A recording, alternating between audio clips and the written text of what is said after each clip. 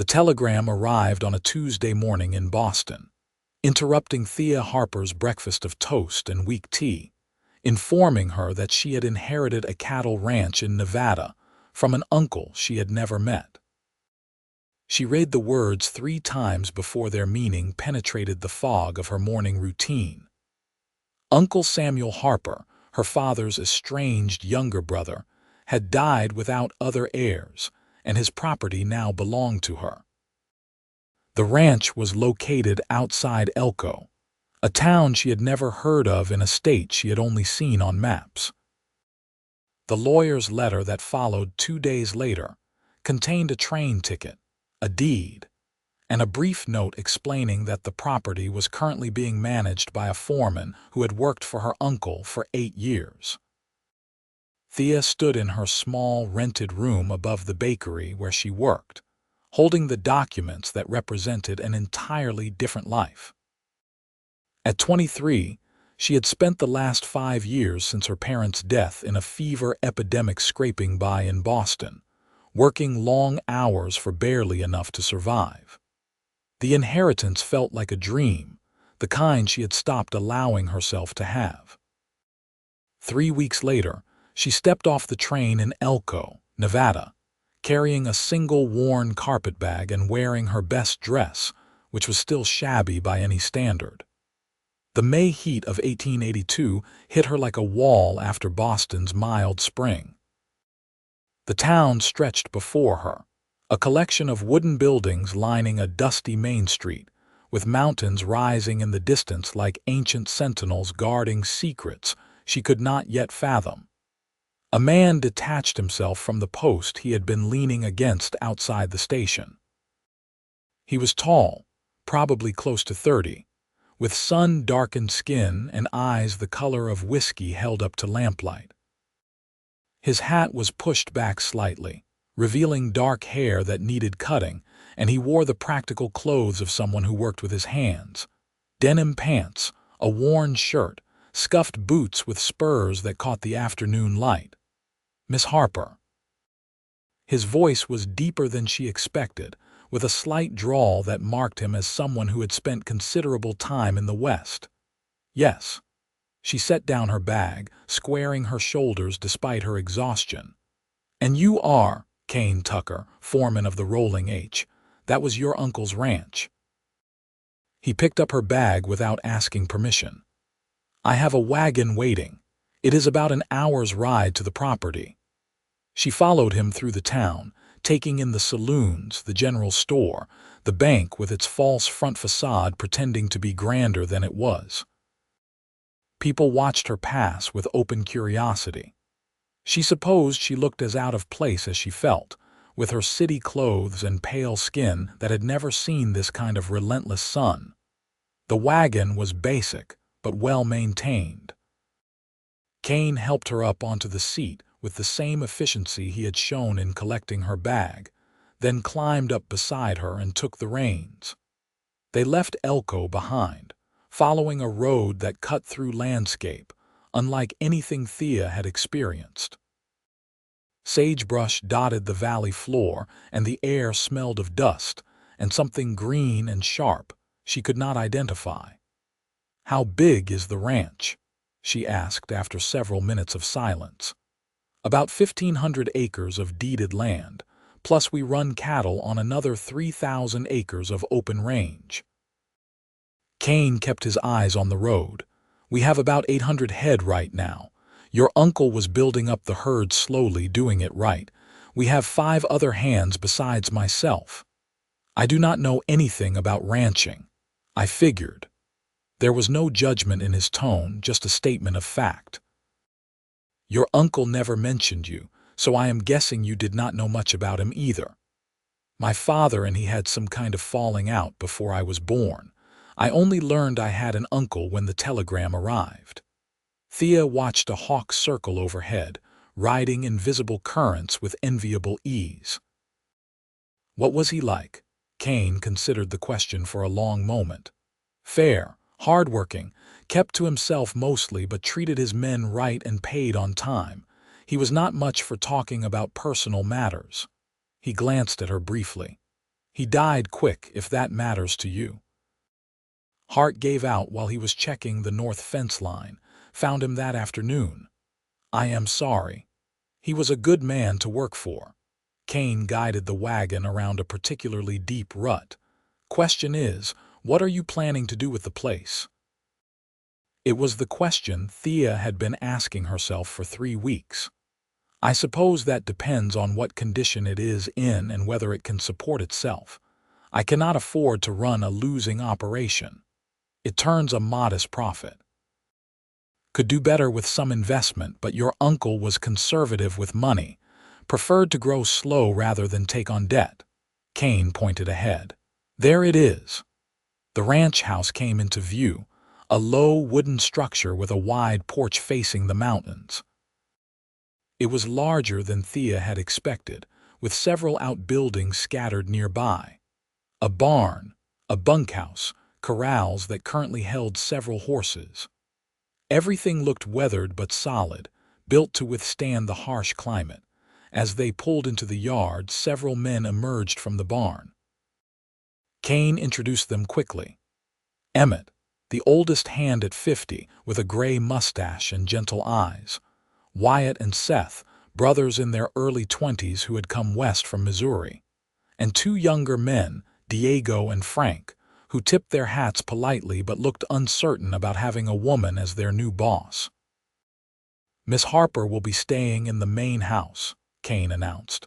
We will give her a few days to settle in, then I imagine she will want to see how things run around here. The men dispersed, casting curious glances back at her. Kane carried her bag up onto the porch and opened the door, which was not locked. Inside, the house was dim and cool, with simple furniture and an air of recent abandonment. Dust motes danced in the slanted sunlight coming through the windows. I have been keeping an eye on the place, but I am not much for housekeeping, Kane said. Your uncle lived pretty simple. Bedroom is through there, kitchen is back that way. We have a well with good water, and there is a root cellar stocked with provisions. Thea walked slowly through the main room, taking in the stone fireplace, the worn sofa, the table with 3 mismatched chairs. It was sparse but not uncomfortable, the home of a man who had prioritized function over form. The ranch accounts are in that desk, Kane continued, pointing to a scarred roll-top in the corner. I have been keeping the books since Samuel died, but I will turn them over to you. You should know where your money is going. I appreciate that. She turned to face him, suddenly aware of how strange this all was, how completely her life had changed in a matter of weeks. I suppose you are wondering if I am going to sell the place. Kane met her eyes steadily. That is your choice to make. But I will tell you straight that your uncle built something good here. It would be a shame to see it broken up and sold off to the big outfits that are buying up all the small ranches around here. I do not want to sell, Thea heard herself say, surprising herself with the certainty in her voice. I have spent 5 years barely surviving in Boston, working in a bakery and living in a room the size of a closet. This is the first thing I have ever owned, and I would like to try to make it work. But I will need help. I will need someone to teach me everything. Something shifted in Kane's expression, a slight softening around his eyes. I can do that. It is what I am here for. Then I suppose we have an agreement, Mr. Tucker, Kane, he corrected. Out here we do not stand much on formality. Kane, she repeated, and I am Thea. He nodded, settling his hat more firmly on his head. I will leave you to get settled. Tomorrow morning I will take you around the property, show you the operation. Sun comes up early out here, so we start work around 5. I will be ready. After he left, Thea explored the house more thoroughly. Her uncle's bedroom was at the back, with a simple iron bed frame and a wardrobe containing clothes she would need to donate or dispose of. She chose instead a smaller room at the front of the house that looked out toward the mountains. It had clearly been unused for years, but it felt less invasive than taking over Samuel's space. As the sun set, painting the sky in shades of orange and purple that seemed impossible, Thea sat on the porch and tried to absorb the reality of her new life. The silence was profound, broken only by the occasional sound of horses moving in the corral and the distant call of some night bird she could not identify. In Boston, there had always been noise, the constant press and chatter of humanity.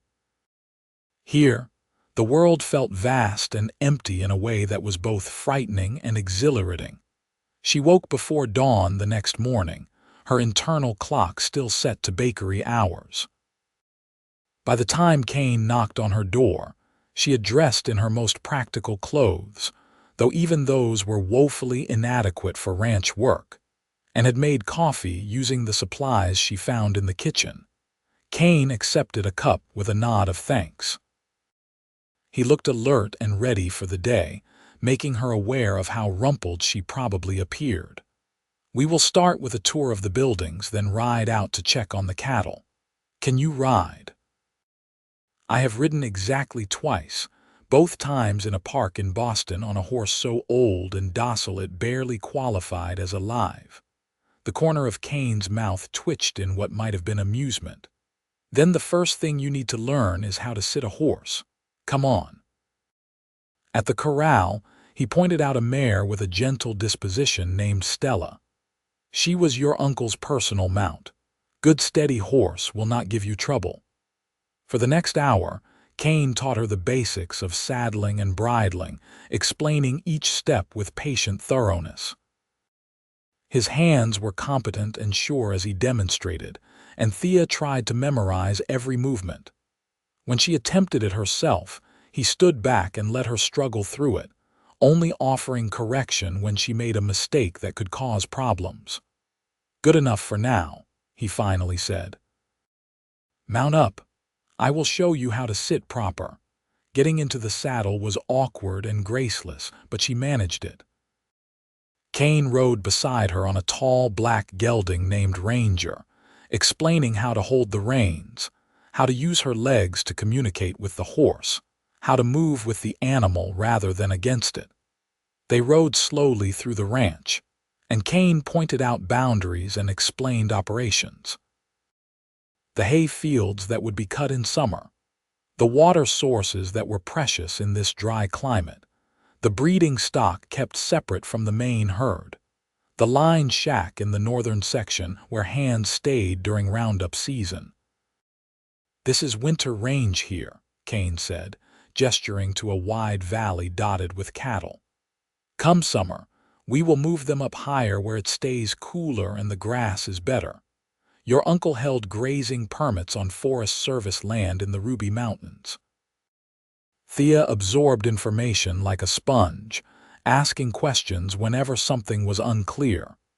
Kane answered each one without any hint of impatience, his explanations clear and practical. "How did you end up here?" she asked as they paused to water the horses at a creek. "You do not sound like you are from Nevada originally." "Tennessee," Kane said. "Came west after the war. I was too young to fight, but old enough to see what it did to my father and brothers. Did not seem like there was much left there for me, so I headed out to see the frontier everyone kept talking about."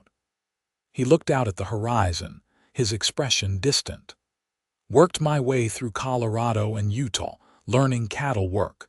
Landed here 8 years ago when your uncle hired me as a hand. Made foreman 3 years back when the previous one retired. Do you like it? The work, I mean." "I do." He said it simply but with conviction. "It is honest work and you can see the results of your effort. The land out here, it does not care who you were before or where you came from. It just asks that you respect it and work hard." They returned to the ranch as the sun reached its zenith, and Thea discovered muscles she had not known existed were already protesting. Kane noticed her stiffness when she dismounted. "You will be sore for a few days until you adjust. Hot bath helps if you want to heat water." Over the following weeks, Thea threw herself into learning everything Kane could teach her. She woke before dawn and worked until sunset, absorbing knowledge about cattle, horses, land management, and the 100 small details that made the difference between a successful operation and a failing one. Kane proved to be a patient teacher, never making her feel stupid for not knowing things that were second nature to him. When she struggled to throw a rope properly, he demonstrated again and again until her hands learned the motion. When she could not understand why certain grazing patterns mattered, he explained the ecology of the rangeland until it made sense. The other hands gradually warmed to her as well, seeing that she was willing to work and learn rather than simply ordering them around. Emmett, in particular, became a source of knowledge about the property's history and the local area. The brothers Wyatt and Seth treated her with the careful courtesy they would show a sister, offering help when needed but respecting her desire to learn things herself. As June arrived, bringing fierce heat and the approach of the summer cattle drive to higher pastures, Thea felt herself changing. Her hands developed calluses, her skin tanned despite her efforts to wear a hat, and her body grew stronger from the constant physical work. More than that, she found a satisfaction in this life that had eluded her in Boston. Each day brought tangible accomplishments, whether learning a new skill or solving a problem on the ranch.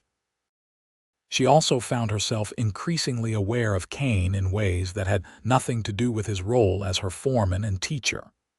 The way he sat a horse with unconscious grace, the rare smile that transformed his usually serious face, the steadiness of his presence, like bedrock beneath uncertain soil, his patience with her questions and mistakes, the competence of his hands when demonstrating a task, the sound of his voice in the early morning when they shared coffee before the day began. It was during one of those morning coffee sessions that things began to shift between them.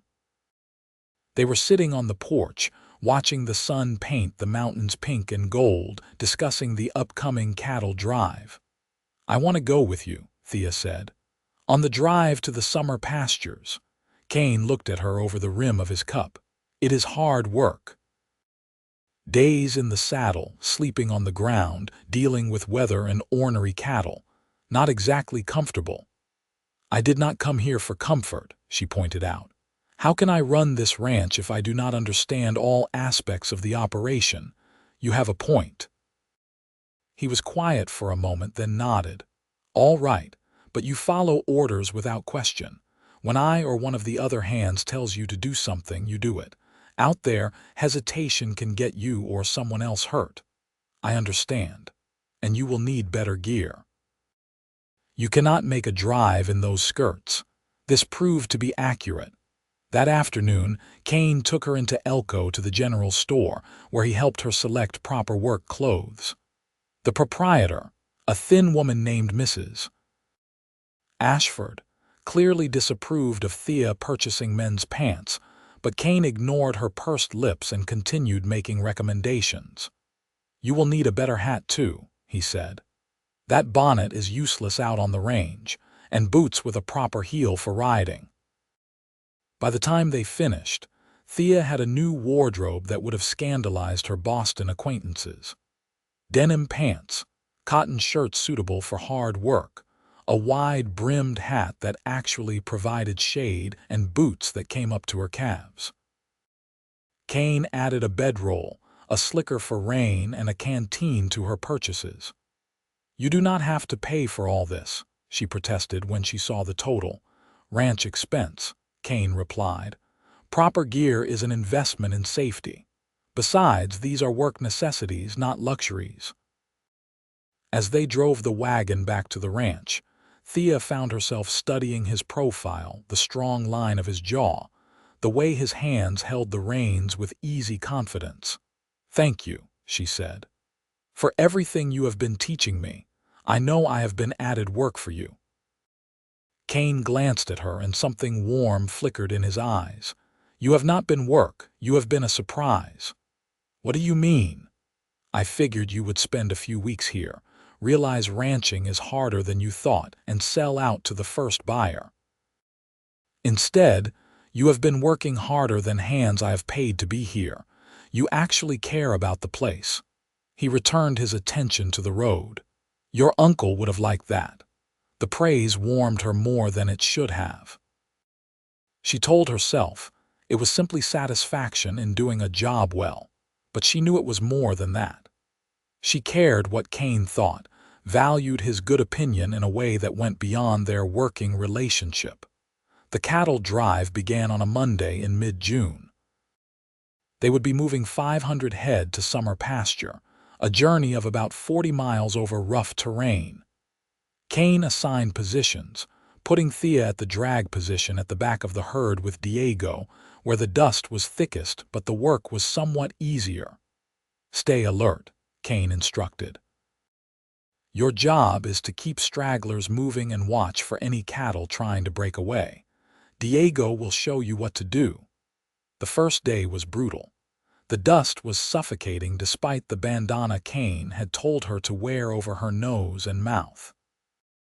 The cattle seemed to have a collective determination to go in every direction, except the one desired.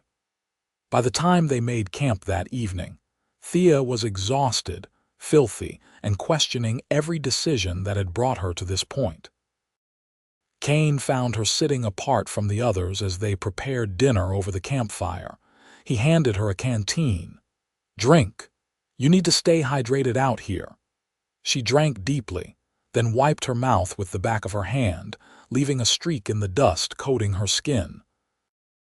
"Do I look as terrible as I feel? You look like someone who did her first day of trail work." He sat down beside her, close enough that she could feel the heat from his body in the cooling evening air. "How are you holding up?" "I am not sure. Ask me when I can move again." He smiled, a real one that reached his eyes. "It gets easier. Your body adjusts. Does it adjust to eating dust?" "No, that part always stinks." He was quiet for a moment, watching the fire where Emmett was cooking beans and coffee. "You did good today. Better than some hands I have hired who had experience. You are just saying that so I do not quit and make you drive back to leave me at the ranch. I am saying it because it is true." His voice was serious now. "You have grit, Thea. That matters more than experience." "Experience can be taught, but heart cannot." Their eyes met, and something passed between them, an acknowledgement of feelings that had been building for weeks. Thea felt her breath catch, awareness prickling along her skin. "Kane, She started, but Emmett called that dinner was ready, breaking the moment. The drive continued for 3 more days. Thea grew more comfortable with the work, learning to anticipate the cattle's movements and work effectively with Diego. At night, she lay in her bedroll staring at stars more numerous than she had imagined existed, listening to the sounds of the cattle settling and the low conversation of the men around the fire. Kane often came to sit with her after dinner, ostensibly to discuss the next day's route or some aspect of ranch management, but their conversations ranged wider than that. He told her about his family in Tennessee, the father who never recovered from what he saw in the war, the brothers scattered to different corners of the country. She spoke of her parents, their death, the loneliness of her years in Boston. "I always felt like I was waiting," she confessed one night. "Like my real life had not started yet, but I did not know what I was waiting for." "And now?" Kane asked. "Now I feel like I am exactly where I am supposed to be." She looked at him, this man who had become so important to her in such a short time. "Is that foolish? To feel at home in a place I have only known for a few weeks?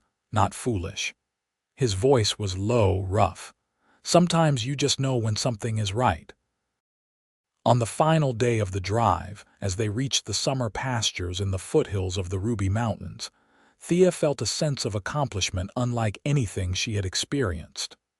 She had done this difficult thing, proved to herself and the hands that she belonged here. That night, as they prepared to camp one last time before returning to the ranch, a summer storm rolled in with dramatic suddenness. Lightning cracked across the sky and thunder boomed through the mountains. The cattle grew restless, their anxiety palpable. "Everyone stay alert," Kane called out. "They are spooked. If they bolt, stay out of the way and let them run. Do not try to be a hero." The rain came in sheets, soaking through Thea's slicker within minutes. She helped secure supplies that might blow away, working alongside Frank to get everything tied down. The lightning was constant now, illuminating the landscape in brief, stark flashes. Then, with a collective bellow, the cattle stampeded. Thea watched in horror as 500 animals suddenly moved as one, thundering through the darkness with the sound of an avalanche. The hands scattered, getting out of the path of destruction. She saw Diego's horse rear in panic, saw Diego thrown from the saddle and land hard. Without thinking, she ran toward him. He was dazed, struggling to get up in the mud with the herd bearing down on them. Thea grabbed his arm and pulled, helping him to his feet, and they stumbled together toward higher ground as the cattle roared past. Strong hands seized Thea and hauled her up onto a rocky outcropping. Kane. He had ridden through the edge of the stampede to reach them, and now his horse was on the rocks with them and Diego, all pressed together in the tiny space above the flood of cattle. They stood frozen, Kane's arms around Thea to keep her steady as the herd passed below them. The noise was deafening, the ground trembling. And then, as quickly as it began, it was over. The cattle spread out across the valley, still nervous but no longer stampeding. Kane's arms were still around her, and Thea realized she was shaking. "Are you hurt?" His voice was urgent in her ear, his breath warm against her wet hair. "No, no, I am fine, Diego." "I am all right," Diego said shakily. "That was close. Thank you, Miss Harper." Kane helped them down from the rocks. Other hands were gathering, checking on each other. Miraculously, no one was seriously injured, though Wyatt had a gash on his arm from a tree branch, and several horses had run off in the chaos. After ensuring everyone was accounted for, Kane turned to Thea. "What you did was incredibly brave and incredibly stupid. You could have been killed." "So could Diego, I know, but—" He stopped, ran a hand through his wet hair, looking suddenly vulnerable. "You scared the hell out of me. I am sorry." "No." He grabbed her shoulders, his eyes fierce. "Do not apologize for having the courage to help someone. Just promise me you will be more careful." "I cannot." He stopped again, seemed to struggle with something. "Just be more careful." The others were diplomatically looking away, tending to various tasks. Thea was acutely aware of Kane's hands on her shoulders, the intensity of his gaze. "I promise," she said softly. They returned to the main ranch the following day, all exhausted and ready for real beds and hot food. Thea spent the better part of an afternoon heating water and soaking away the accumulated grime and soreness of the trail. When she finally emerged feeling human again, she found Kane waiting on the porch. "Can we talk?" he asked. Her heart kicked up its rhythm. "Of course." They walked away from the buildings up a small rise that overlooked the ranch. The evening was calm and clear after the previous night's storm, the air washed clean. Kane stopped and turned to face her, his expression serious. "I need to say something, and I need you to just listen until I am done." Thea nodded, not trusting her voice. "When I saw you run toward Diego, with those cattle coming, I thought my heart would stop.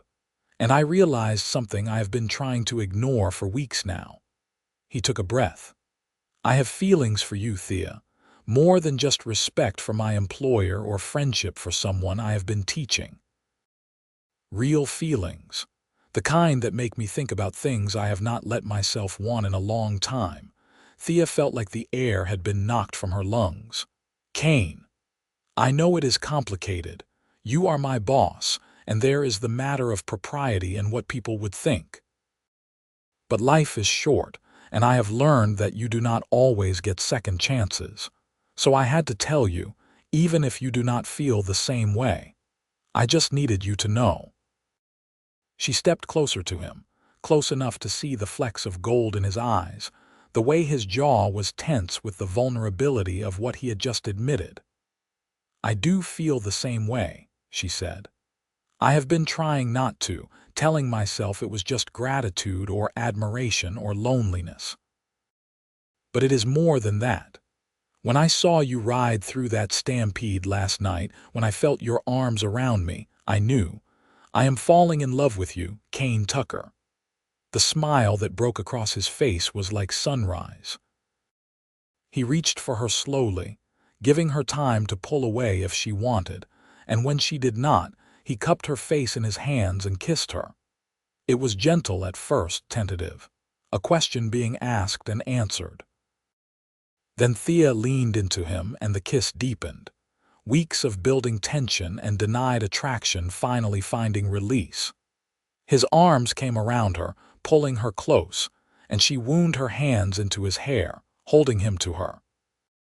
When they finally broke apart, both breathing hard, Kane rested his forehead against hers. "I have wanted to do that for so long." "Then why did you wait?" "I wanted you to see me as more than just the foreman. I wanted to make sure this was real, not just some passing thing born out of proximity." He pulled back slightly to look at her. "And I needed to know you were truly committed to staying here, to building a life on this ranch. Because if we do this, if we let ourselves love each other, I am going to want all of it. Marriage, partnership, everything." "That sounds like a proposal, Mr. Tucker. Maybe it is. Or maybe it is a statement of intention." His smile was crooked, endearing. "I know we should probably court properly, take our time, do things right. But I am too old and have seen too much to play games. I love you, Thea Harper. I want to build a life with you, make this ranch something even better than your uncle imagined. But only if that is what you want too." Thea thought about the lonely years in Boston, the feeling of waiting for her life to begin. She thought about the satisfaction she had found here, the sense of purpose and belonging. And she thought about this man who had taught her so much, whose steady presence had become essential to her happiness. "It is what I want," she said. "I love you too. And yes, we should probably court properly and take our time, but I do not see the point in pretending we do not know what we want. I want you, Kane. I want this life with you." He kissed her again, deeper this time, a claiming and a promise. When they walked back to the ranch hand in hand, the sunset painting the sky behind them, Thea felt a peace she had never known. This was home.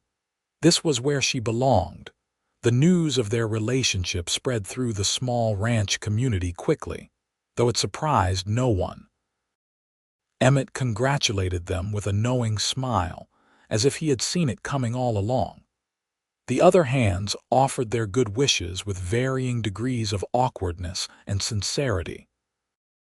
Kane moved some of his personal items into the main house, but kept his sleeping quarters in the foreman's room off the barn, mindful of Thea's reputation.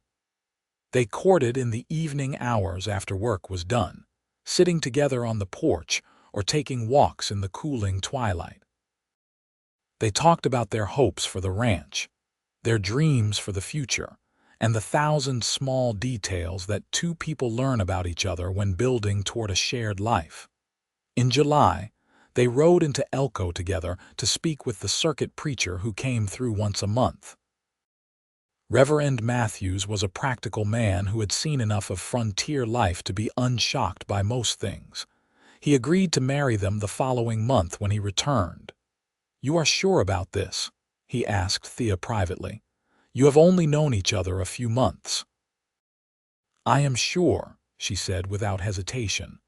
"I know my heart, Reverend." The wedding took place on a Sunday in August, under a sky so blue it hurt to look at. They held it at the ranch, with all the hands in attendance along with a few neighbors from surrounding properties. and some of the townspeople from Elko, who had gotten to know Thea during her occasional trips for supplies. Thea wore a simple dress she had purchased from the general store, cream-colored cotton with lace at the collar. Kane wore his best shirt and pants, his hair freshly cut, looking nervous and happy in equal measure. They spoke their vows standing beneath a cottonwood tree near the house, promising to love and honor each other for as long as they both lived. When Reverend Matthews pronounced them husband and wife, Kane kissed her with a tenderness that made her throat tight with emotion. This was real. This was happening. She was married to this man she had come to love so deeply, and their life together was truly beginning. The celebration afterward was simple but joyful. Emmett had somehow procured a fiddle and played lively tunes while people danced in the yard. There was food and laughter, and a sense of community that Thea had never experienced in Boston's more formal social gatherings. These people were genuinely happy for them, invested in their success. As evening fell and the guests began to depart, Kane pulled Thea aside. "Ready to start our new life, Mrs. Tucker?" "I have been ready," she said, and let him lead her into the house that was now truly theirs. The months that followed were among the happiest of Thea's life. She and Kane settled into a partnership that extended beyond their marriage into every aspect of running the ranch. They made decisions together, discussing problems and solutions over breakfast or during evening rides around the property. Kane taught her the finer points of ranch management, negotiating cattle prices, planning for harsh winters, managing the hands fairly but firmly. Under their combined leadership, the ranch began to thrive. They invested some of the profits back into improvements. A new windmill for the south pasture, breeding stock to improve the quality of the herd, repairs to buildings that had been neglected. They also began acquiring some of the open-range land they had been using, buying up parcels when neighbors sold out to the bigger operations, slowly expanding their holdings. The work was hard and never-ending, but Thea found joy in it. She loved the physical challenges, the problem-solving, the satisfaction of seeing their efforts bear fruit. More than that, she loved working alongside Kane, the easy rhythm they had developed, the way they could communicate with a look across the dinner table or a gesture from horseback. By the time winter arrived, the ranch was in better shape than it had been in years. They had built up supplies and feed for the hard months ahead. The cattle had been brought down from the summer pastures and were settled in the winter range. The hands not essential for winter operations had been paid out with bonuses and promises of work in the spring. On Christmas Eve, sitting before the fire in their home, Kane gave Thea a wrapped package. Inside was a beautifully tooled leather belt with her initials worked into the design. "I know it is practical rather than romantic," he said, looking almost embarrassed. "But I wanted you to have something that was yours, that acknowledged who you have become. You are not a city girl playing at ranching anymore. You are a true ranch woman, and I am proud of you." Thea blinked back tears. "It is perfect, I love it." She retrieved her own gift for him, a new pocket watch engraved with the ranch brand on the back. "So you can always find your way home," she said. He pulled her close, kissing her temple. "I am already home. You are my home, Thea." They made love that night with the fire crackling and snow falling softly outside, and Thea thought about how much had changed since that telegram arrived in Boston. She had been lost then, drifting through a life that felt like it belonged to someone else. Now she was found, rooted in this place and this man, building something real and lasting. Spring brought the return of the full crew and the start of the busy season. They discovered Thea was pregnant in April, and Kane was simultaneously thrilled and terrified. He hovered around her, trying to prevent her from doing any work he deemed too strenuous. until she finally sat him down and explained that she was not fragile and had no intention of stopping her ranch duties unless absolutely necessary. Women have been having babies and working ranches for generations, she pointed out. I will be fine, and you are going to drive me crazy if you keep treating me like I might break. He tried to ease up on the protectiveness, with limited success. Emmett found the whole situation amusing, often shooting Thea sympathetic looks when Kane started hovering again. The baby was born in December, during a brief warm spell between winter storms. It was a boy, healthy and loud, with Kane's dark hair and Thea's eyes. They named him Samuel, after her uncle who had inadvertently brought them together. Kane held his son with a mixture of wonder and terror, supporting the tiny head with enormous gentleness. I do not know how to be a father, he confessed to Thea in the quiet hours after the birth. Neither of us knows what we are doing, she said. We will figure it out together, the way we figure everything else out. And they did. Samuel grew in a home filled with love and laughter, surrounded by ranch hands who became doting uncles. He learned to walk in the dusty ranch yard with Emmett patiently following to catch him when he fell. He napped in a basket on the porch while Thea worked on the account books. Kane fashioned a small saddle and began teaching him to ride almost as soon as he could sit up properly. The ranch continued to prosper. By the time Samuel was 3, they had expanded their holdings to nearly 3,000 acres of deeded land and employed 8 permanent hands. They had also built a small schoolhouse on the property, hiring a young teacher from back east to educate not only Samuel, but also the children of their hands and neighboring ranchers. Thea had proven herself to be a shrewd businesswoman, negotiating favorable contracts with buyers and making smart investments in the ranch's future. Kane remained the operational heart of the ranch, managing the day-to-day work and the men with a firm but fair hand.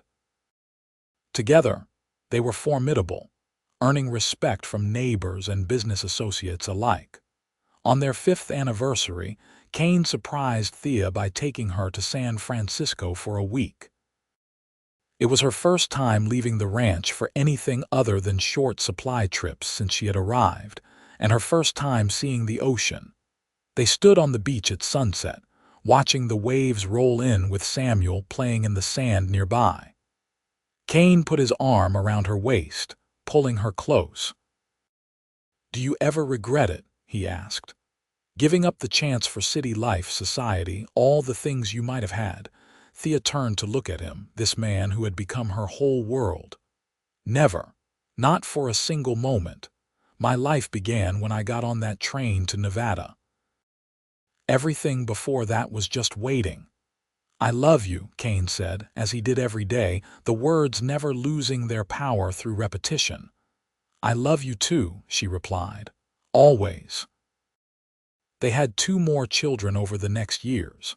A daughter they named Clara when Samuel was 5, and another son, Joseph, 2 years after that. The ranch house was expanded to accommodate their growing family, with more bedrooms added and a larger kitchen to handle the constant flow of people. Thea had become a fixture in the community, known not just as a successful rancher, but as a woman who helped others when they struggled. She had extended credit to neighbors facing hard times, hired on drifting cowboys who needed work, and advocated for fair treatment of the smaller ranchers against the encroachment of the big cattle companies. Kane had become recognized as one of the best cattlemen in the region, called on to judge livestock at fairs, and consulted on breeding programs and range management. But he never let his growing reputation interfere with his family or his commitment to the ranch he and Thea had built together. On Samuel's 10th birthday, they hosted a large celebration at the ranch. Nearly 50 people attended, from neighboring ranchers to townspeople from Elko to the hands who had worked for them over the years. As Thea watched her children playing with their friends, Kane's arm around her shoulders, she felt a profound sense of gratitude. That evening, after the guests had left and the children were asleep, she and Kane walked up to the rise where he had first told her he loved her, so many years ago. The ranch spread out below them, the house lit with warm lamplight, the barn and outbuildings solid and well-maintained, the pastures dotted with their cattle. "We have built something good here," Kane said. "Something lasting." "We have," Thea agreed. She leaned against him, feeling the solid strength of his body, the steady beat of his heart. "Thank you." "For what?" "For teaching me everything, for loving me, for building this life with me." She looked up at him. "For being my home." Kane kissed her, tender and deep, the kiss of a man who loved his wife as much on this day as he had on the day they married, if not more. "You are the best thing that ever happened to me, Thea Tucker. You came out here not knowing anything and you learned it all. You turned yourself into a true rancher, a real partner. But more than that, you gave me a family, a purpose beyond just working. You gave me a reason to build something that will last beyond us." "We gave that to each other," Thea corrected.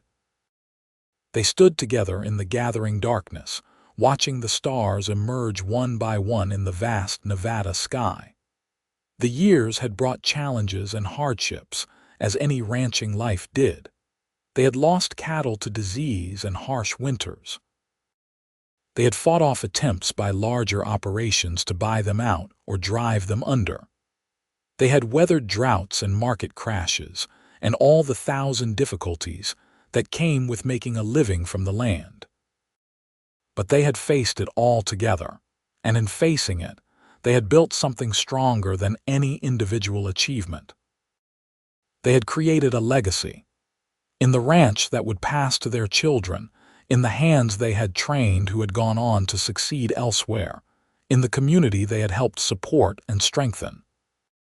As they walked back down to the house hand in hand, Thea thought about that frightened girl who had stepped off the train in Elko 13 years ago, carrying a single bag and a hope she barely dared to acknowledge.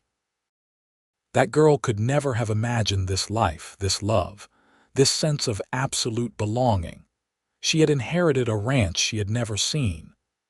But more than that, she had found a home she had never dared to dream of, and a love that had taught her what it meant to be truly alive. And in teaching her everything about ranching, Kane had given her something far more valuable. He had shown her who she could become when she had the courage to try. Years continued to pass, each one adding more depth and texture to the life they had built. Samuel grew into a tall, serious young man who shared his father's skill with horses and his mother's head for numbers. He began taking on more responsibility on the ranch, learning not just the physical work but the management side, preparing to one day take over the operation. Clara proved to be a fearless rider and had a particular talent for working with the more difficult horses. She had her mother's determination and her father's quiet confidence, a combination that made her formidable despite her small stature. At 15, she could outride most of the hands and had no patience for anyone who suggested ranching was not proper work for a woman. Joseph, the youngest, had a gentler temperament and a curious mind. He loved the ranch but was also fascinated by the wider world, constantly reading books ordered from San Francisco and asking questions about places beyond Nevada. Kane and Thea encouraged his curiosity, knowing that each child needed to find their own path. The ranch had grown to become one of the most successful operations in the region, with over 5,000 acres and more than 2,000 head of cattle. They had weathered economic panics and harsh seasons, always emerging stronger because of their careful management and unwillingness to overextend themselves financially. On their 20th anniversary, Kane took Thea's hand across the dinner table after the children had gone to bed. "I want to talk about something," he said. That sounds serious. Not bad serious, he smiled. I have been thinking about the future. Samuel is 20 now, more than capable of running the ranch with some guidance. Clara knows more about the horse operation than I do at this point. And Joseph needs to see something beyond these mountains if he is going to decide what he truly wants. What are you proposing? A trip, Kane said. Not just a week in San Francisco, but a real journey.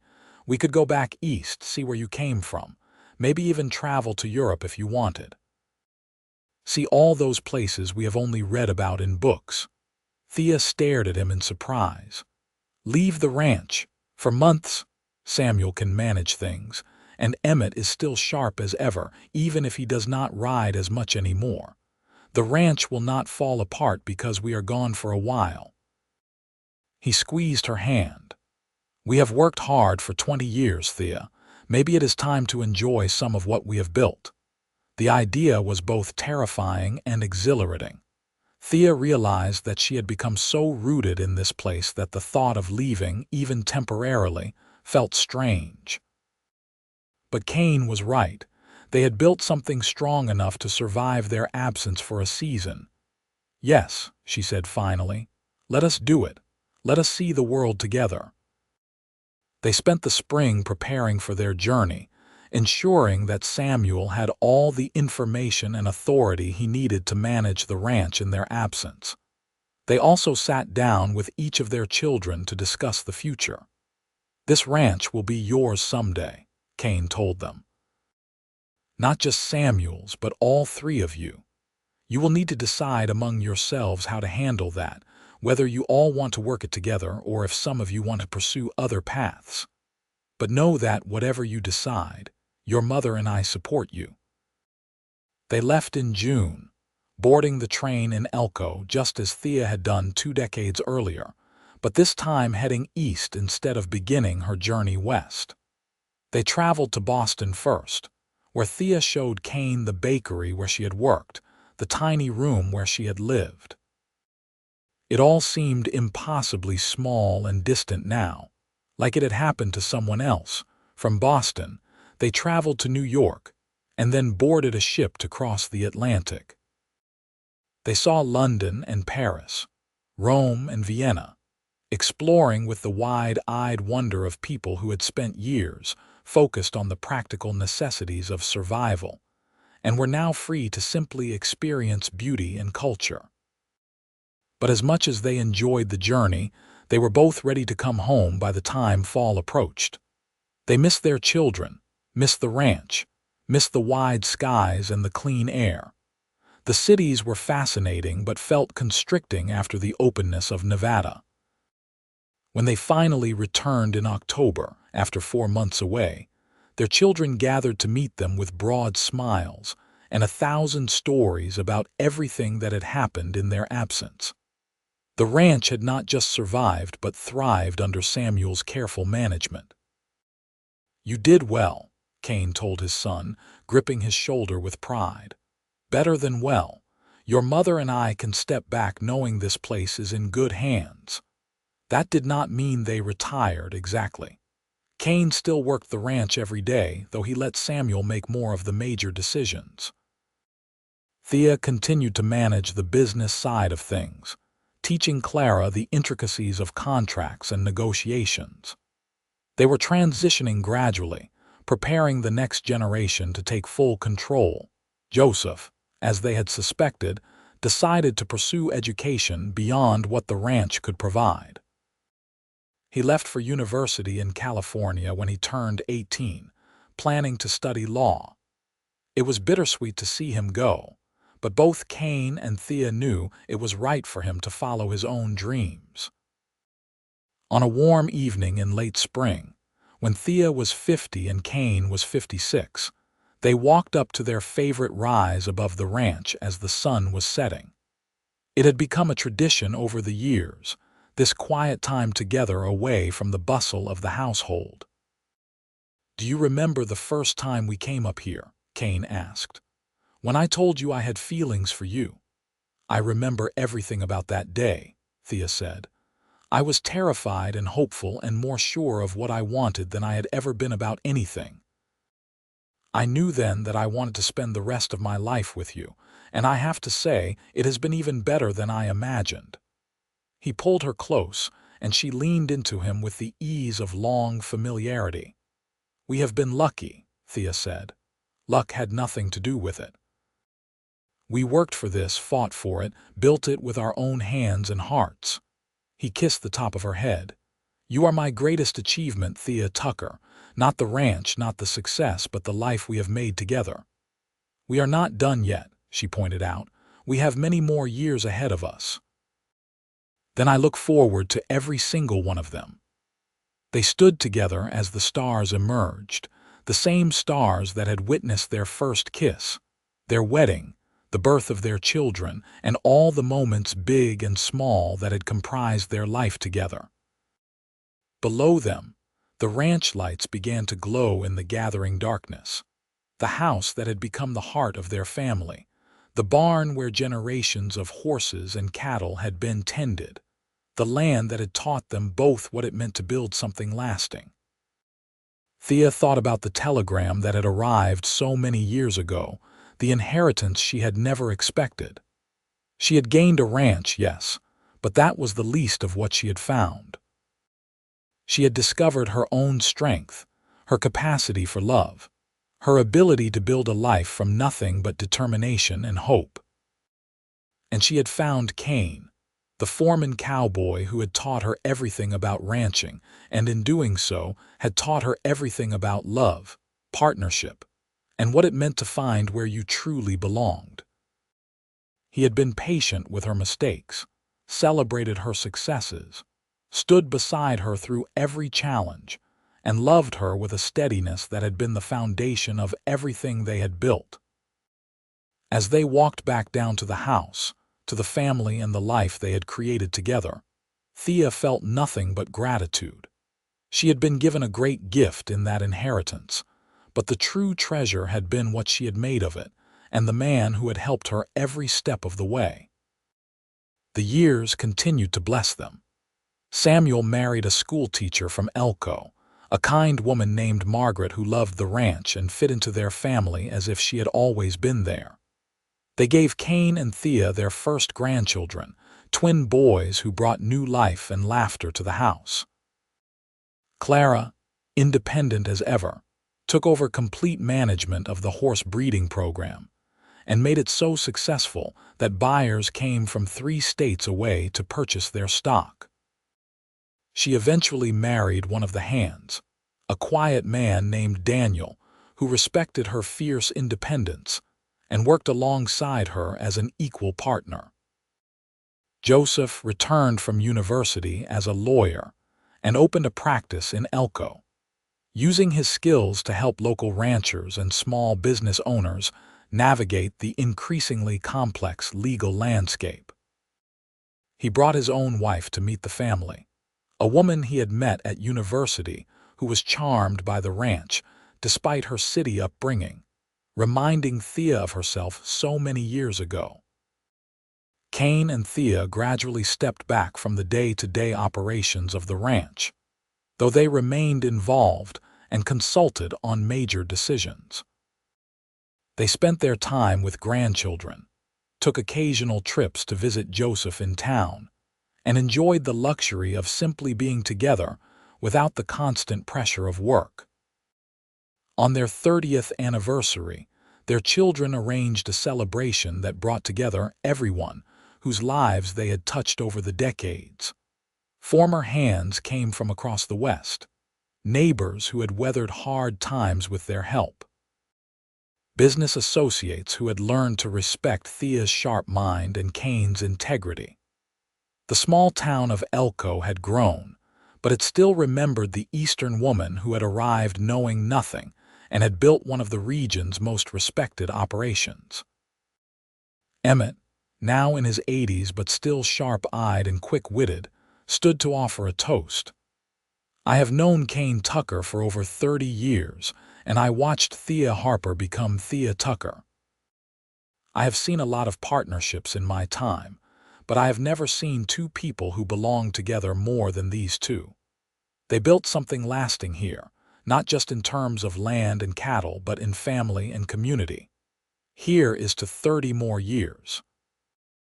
Everyone cheered and drank, and Kane pulled Thea close to kiss her in front of everyone, not caring who saw, just as in love with her as he had been 3 decades earlier.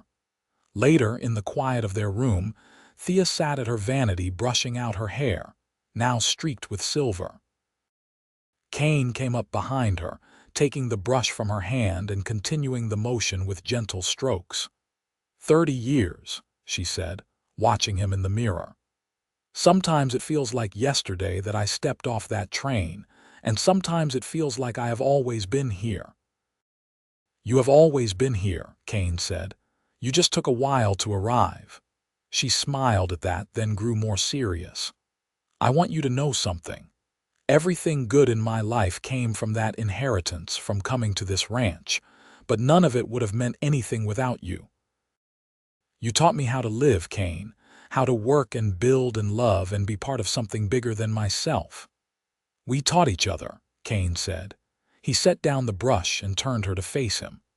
I was just going through the motions before you arrived, working hard but not really living. You gave me purpose, gave me a reason to build something that would last. You gave me a family, a true home. They held each other in the lamplight, two people who had found each other against all odds and had built a life that exceeded anything either of them had dreamed possible.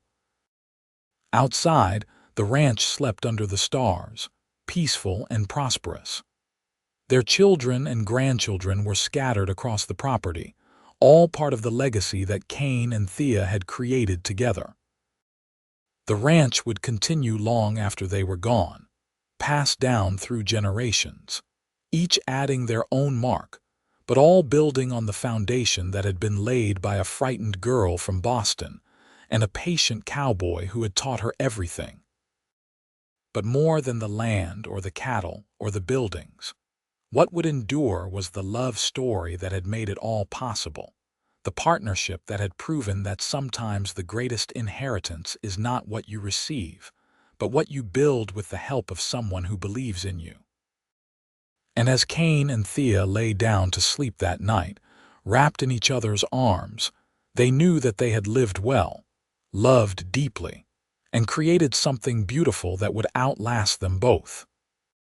The ranch that Thea had inherited sight unseen had become more than property. It had become the canvas on which they had painted their lives, and it was a masterpiece.